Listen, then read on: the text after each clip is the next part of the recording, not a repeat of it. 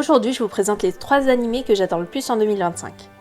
Dans le premier, on suit Coco, qui est une petite fille qui a toujours été fascinée par la magie, mais c'est un art que seuls les élus qui ont ce don dès la naissance peuvent pratiquer.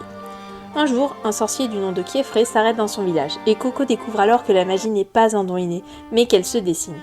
Se remémorant un homme étrange croisé quelques années auparavant, qui lui avait donné une bouteille d'encre et un carnet à dessin, la jeune fille se rend compte qu'elle a peut-être le matériel qui peut faire d'elle une sorcière.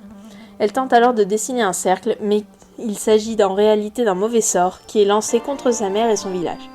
Sauvée par Kieffré, elle décide d'étudier la magie afin de pouvoir un jour conjurer le mauvais sort, même si elle devra braver les hautes instances de la magie et les ennemis tapis dans l'ombre. Le nom, c'est l'Atelier des sorciers. Dans le deuxième, pour bien comprendre les bases, je vais vous parler de Momotaro, un conte japonais. Pour faire court, c'est un jeune garçon qui naît dans une pêche et qui se baptise Momotaro. Il grandit et part combattre un Oni, un démon japonais. Si vous voulez les détails, je vous laisse regarder sur internet. Nous, on suit les aventures de Shiki, un ado obsédé par les armes à feu qui découvre qu'il est un Oni après avoir manqué de se faire tuer par un Momotaro, car la légende est vraie, et les descendants de l'Oni et de Momotaro se livrent une guerre sans pitié. Son père est un Momotaro qu'il a sauvé puis adopté enfant, révolté du sort que subissaient les bébés Oni pourtant innocents. Malheureusement, il meurt dans le combat l'opposant à l'assaillant, mais un Oni du nom de Mudano arrive en renfort et sauve Shiki. Il lui explique alors la situation, et Shiki décide de rejoindre la société Oni pour protéger les Oni avec ses nouveaux camarades.